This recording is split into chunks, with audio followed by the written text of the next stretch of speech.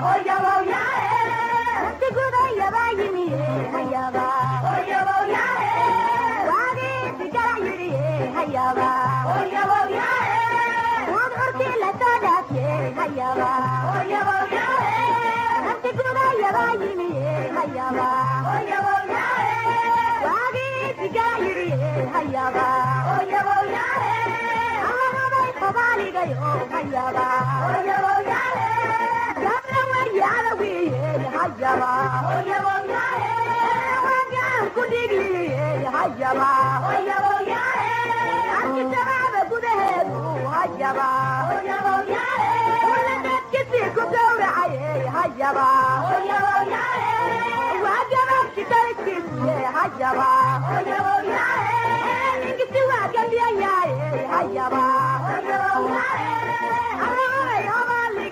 hayaba oyaba yale sadis qati wa tagaye hayaba oyaba yale tumaysina wadae hayaba oyaba yale wadaam tudalsi kani galbay mukaramoye kani galbay maburale kani galbay mukaramoye kani galbay maburale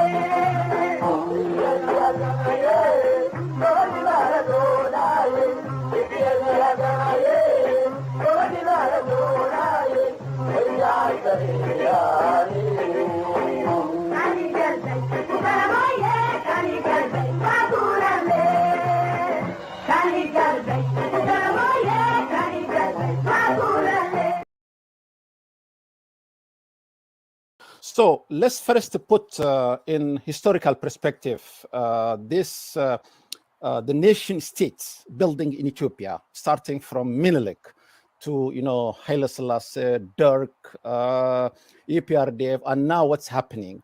As you know, one of the social scientists, Max Weber, defined the modern state as a community that successfully claims a monopoly over violence within a geographical area which require it to have legitimate, this is a key word, and legal authority. So can you please shed light on that and put grounded in historical perspective the nation state building of Ethiopia?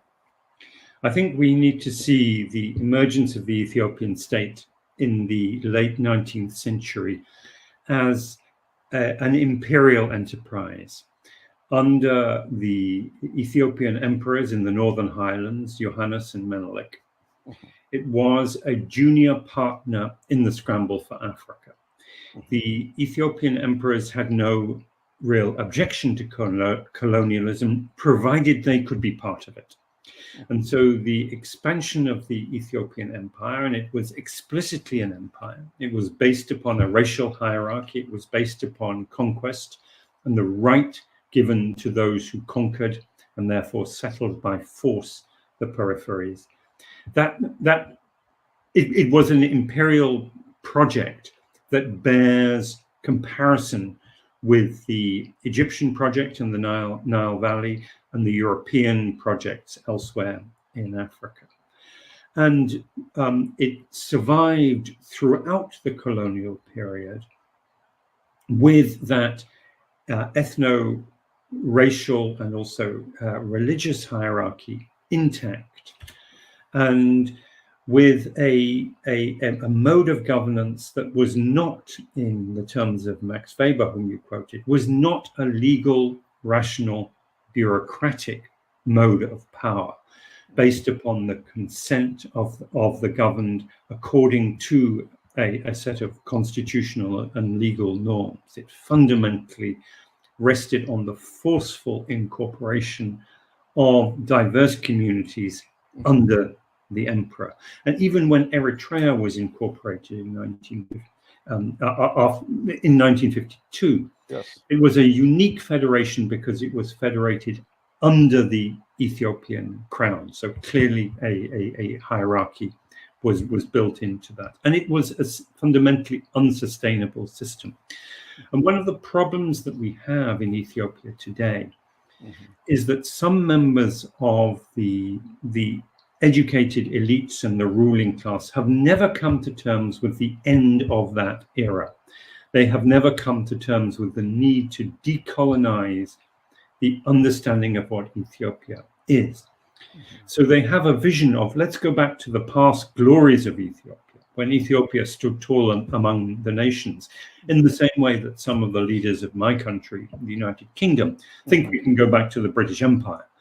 And that when the British Empire was at its height, the colonized peoples of India and Africa and elsewhere loved the colonizer. It's complete nonsense.